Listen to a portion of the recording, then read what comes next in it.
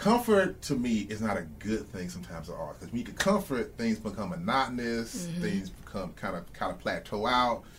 Mic check, 1 2 1 2. What's going on? It's the all-new KZ123, number one for throwbacks. I'm Ross Martinez, your host for the KZ Community Beat. In the hot seat this week, I got Alfred Conteh as a contemporary African-American painter, sculptor, printer, for printmaker from Atlanta to Peoria this weekend, and also Everley Davis, community coordinator of the Peoria Riverfront Museum. So what brings you in from Atlanta to Peoria this weekend, Alfred? Well, I'm here to do some programming and take photographs and to hang out with the staff and people of Peoria for, this Memorial Day weekend. I guess it's kind of like a work play kind of thing. Here to, do some, a little workshop. There's going to be a film screening. Also a bit of a Q&A that Everley is going to be quarterbacking. And it's going to get to know the city and take photographs and talk about my work. So your work, what are you trying to bring out emotionally when you have people, or what do you hope people get out of the work that you bring forth?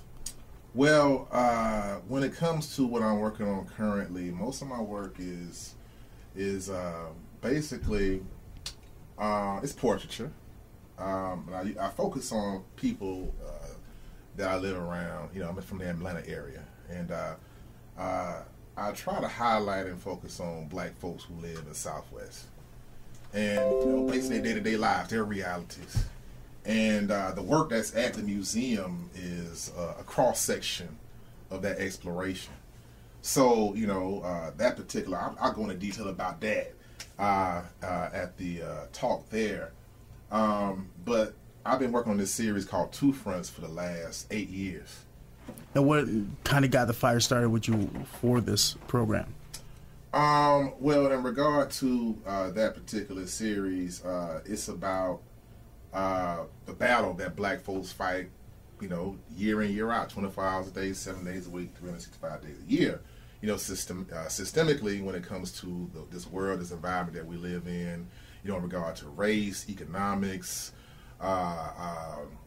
social marginalization, all these things that unfortunately marginalize black folks, historically and currently, and how those systems, cause us to act, when it comes to how we vote, how we spend our money, how we raise our children. Those things acutely affect our lives adversely, more often than not adversely. So, like the cultural impact and the nuances of the society we live in, am I a little off on that, or is it? Yeah, the work addresses the stuff that ain't so fun.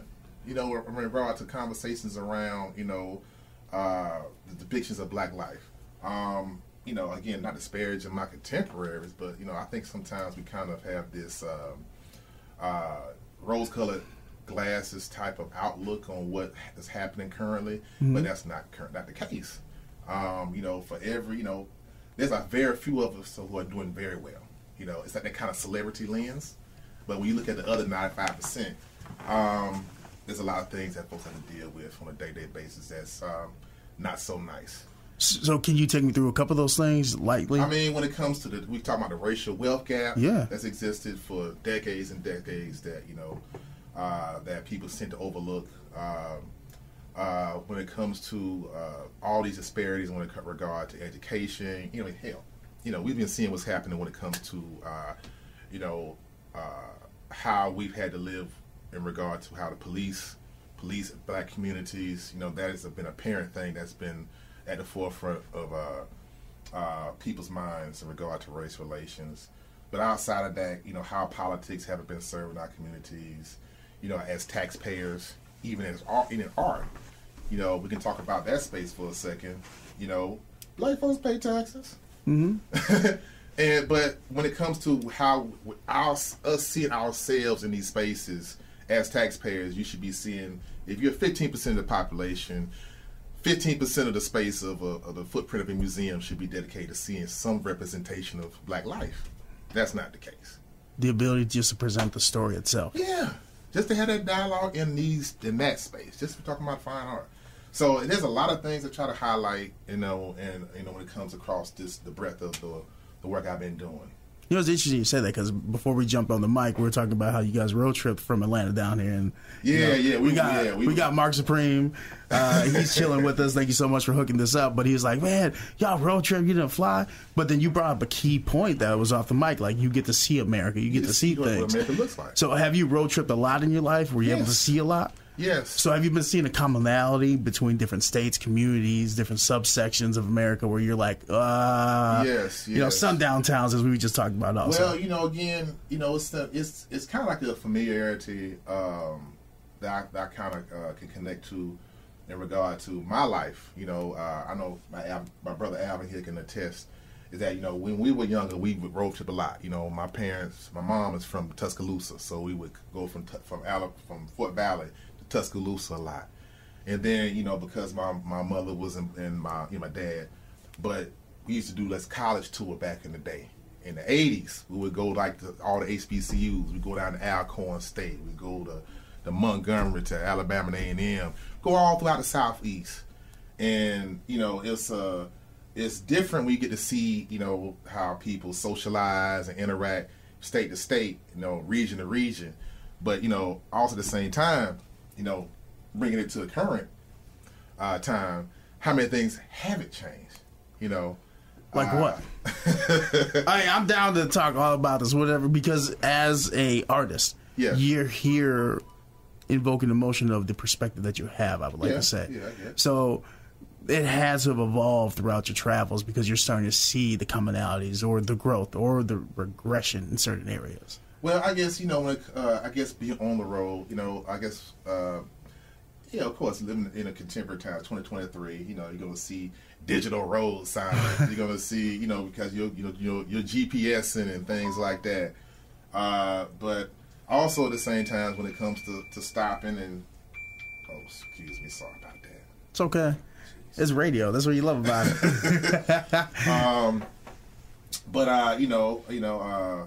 I know what I look like. I know who I am. I'm 6'2" and about 275 pounds. And I know when I stop to get some gas and I get out in some of these places, I kind of stand out. I don't consider myself. I don't like to edit how I speak and how I conduct myself, but I know the lay of the land. I know where I am. Yeah. And I kind of understand that I'm traveling with my family right here. There's some people who might be kind of off-put by my presence. Or they look at you like, But how's that feel as an individual? I'm 47 years old. You're just kind of like, it's just part of the day? It works. I just, I do what I got to do, and, I don't try to start nothing with anybody. I was about to cut it for a second. No, hey, man, because if you want, if I got to edit, I'll edit it. I just, I'm an observer, man. I consider myself to be a social commentator. I just see how things work out, Like yesterday, we were trying to find this spot to get some gas, and I got out. I was going inside, and this guy saw me coming from across the parking lot. He opened the door, and I was like 50 feet away. I was like, "Are you gonna take a sprint to him?" we're just playing through these niceties. Like, hey, I appreciate it. Thank you. No, after you, that type of thing. And it was kind of like I'm trying to start. I don't know who you are, but it's kind of like. And then, this guy comes up with his wife. Oh, no, you go ahead. It was like we were playing this weird... nicety pleasantry game. Type of thing. It's like, we had to go inside to pay for gas to get whatever we're going to get. But it was like... Come on, get on. Who's going to go in the door first? I was like, I had to do this. Go on, just go on. And I don't know. Have you seen, through your years of living, and it seems kind of like, not conditioning, I guess that's a bad word, but just kind of acceptance of, like, this is how the society is. This is how I'm kind of viewed as a black male. Like, have you seen the change in your art? That is kind of like part of the reflection of what I'm tackling with this work. I don't center myself in the work. That may change. Usually, again, as a social commentator, I put people that I observe as a focus. I focus on their realities, their day-to-day experiences, whatever they may be. But I think sometimes, as of late, I've been kind of thinking about putting myself in some of these work, centering myself, because I can kind of give a more personal bent and a deeper dive into some of these things I've been kind of thinking through in regard to race and gender, what off puts people, regarding my size even in spaces, I was thinking about a time when I was a younger dude. I've always been a bigger individual, and there's times where walking on the street or walking in through parking lots, I'm walking trying to find my car, and people, a white lady sees me coming and she locks the door because she sees me approaching. Or goes across the street, but it ain't just white folks doing it; it's black folks doing it too. For real. It's got kind of think it maybe important to me to, if I put myself, in some position in regards to when I'm composing, and maybe those some of those things I can kind of work through or question, not just when it comes to these racial spaces, when it comes to black and white, but how we perceive one another. Yeah. So, yeah. So, what was the reluctancy to not make yourself a focal point in the art, rather more of a observer? I don't. I don't find myself to be that interested. Just to be honest, when it comes to a focus of my work, I just never thought myself to be that interesting to the dialogue about.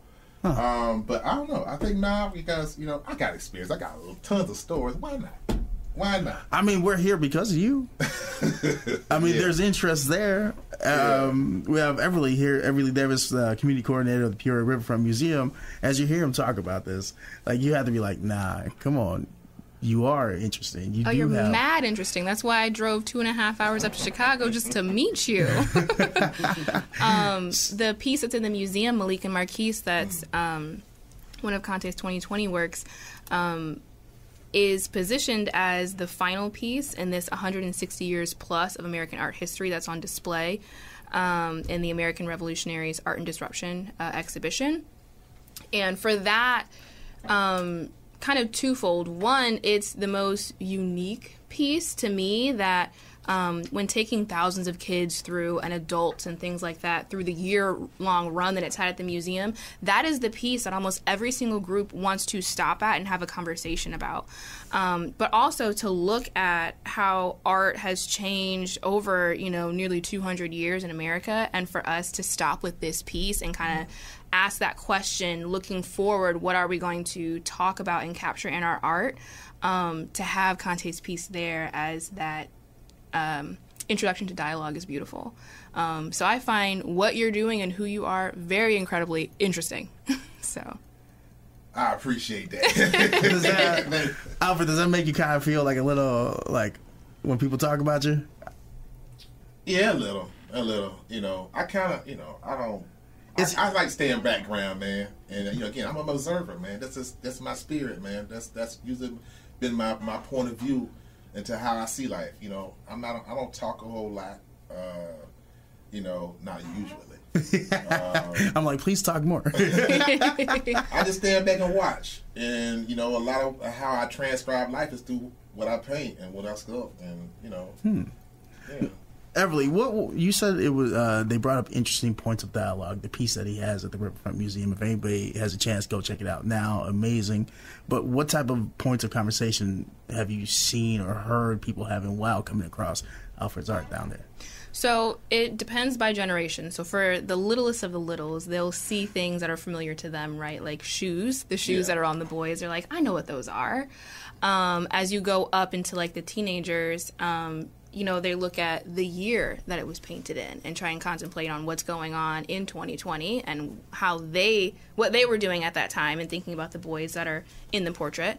And then you have adults that are from our community. To see a black portrait on display in the museum is not entirely new, but for the amount of what we're doing, going back to what Alfred said, if there's 15% of the population that is black, 15% of that art space needs to represent that. And I think that's what we're moving towards at the museum. So to have this piece along with others that are on display in other galleries smattered throughout the museum, it's not just here's the black corner of the museum.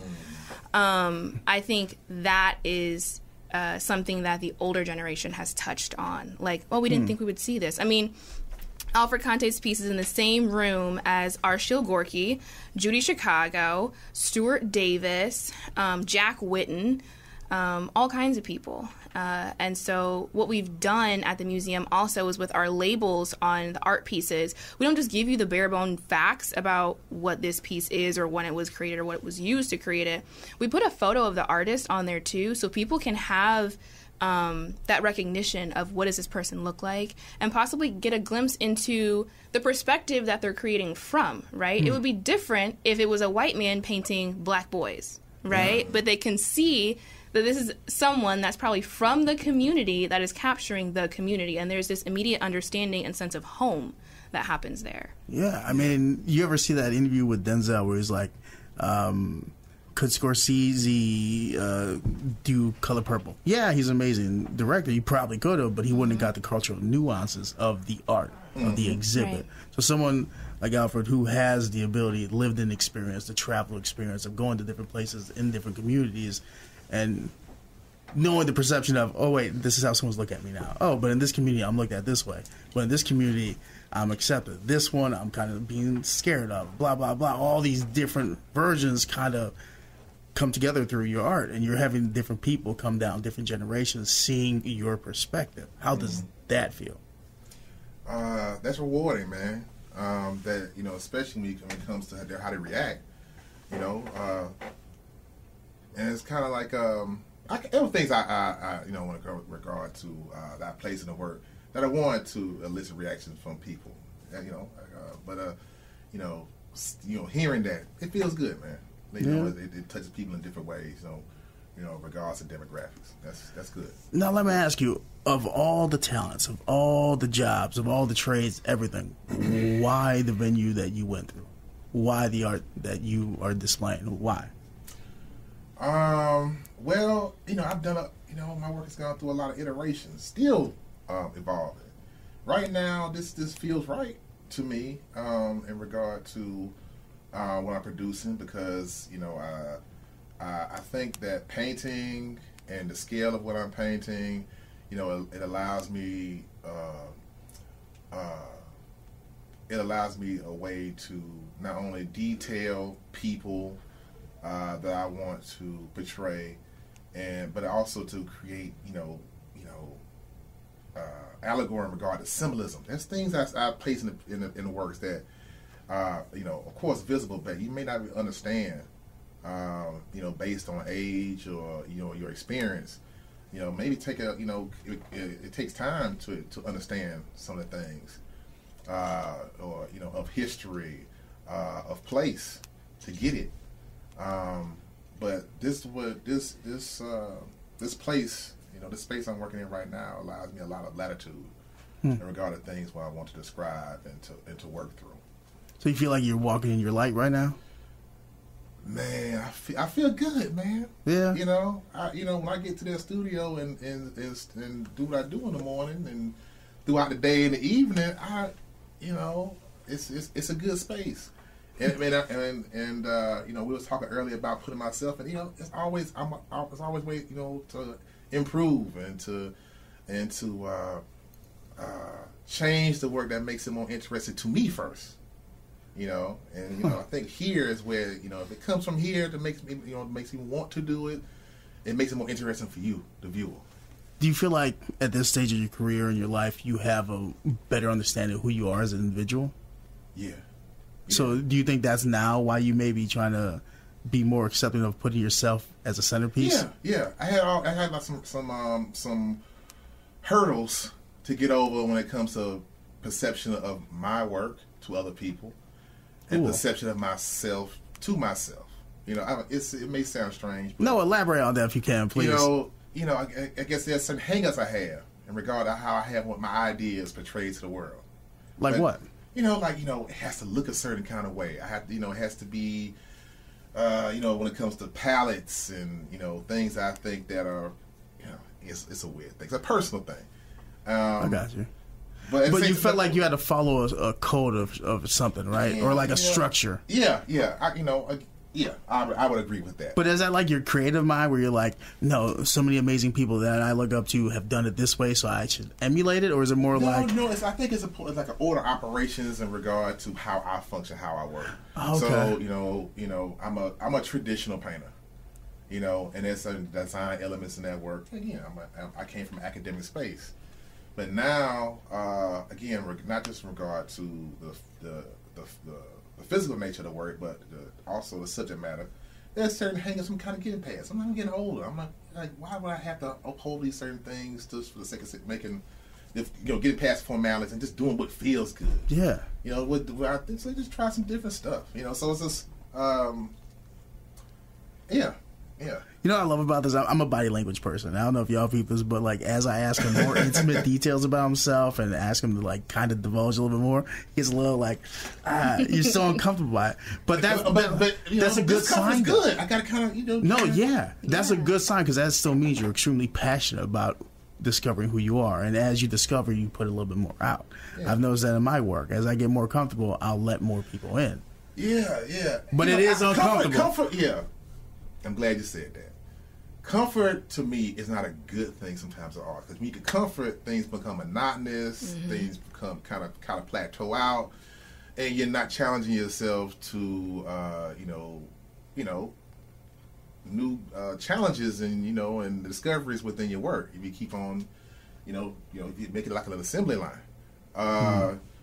When you get to spaces that aren't comfortable and live in those spaces, you're like, I don't know if that's a good space, because you kind of got to let some things, to chance. Yeah. Have you, was there any moments in your career, in your life, where you felt like you were plateauing and you're like, no, it's time to get completely uncomfortable? I'm working through some work right now in my studio that I have never done before in regard to subject matter. Some things I haven't really addressed, and I'm doing some things in regard to gender and sexuality. That I haven't done before, and when the time comes to present them, I just let them fly. You're gonna turn your other eye and just let people look at them first. Yeah, it's they gotta leave the nest and fly on their own, and just what happens. Everley, you've worked with a bunch of artists before? So how long have you been doing work at the Peoria Riverfront Museum? Almost 2 years. 2 years. Yeah. Have you seen this more commonality between artists and painters and sculptors, where they're uncomfortable, but once they get the art out there and they see people actually gravitating to it and getting their perspective of it, you see the comfortability kind of grow with them?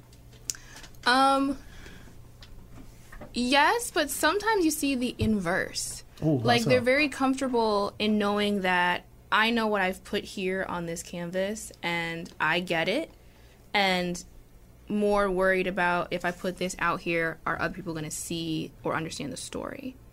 And so they're nervous about what the reaction is. Are they going to get it? So yeah, I would say both, but like it's kind of a flip of the coin. I can't. Know. You don't know. Well, let me ask you this, Everley. What do you find? Why are you passionate about art? Art, like music, to me is a universal language, and it has its own interpretations, kind of like language has dialects. So, we all could be presented with the color red, but red's going to mean something a little different, or we're going to have a different kind of connection with that color, right?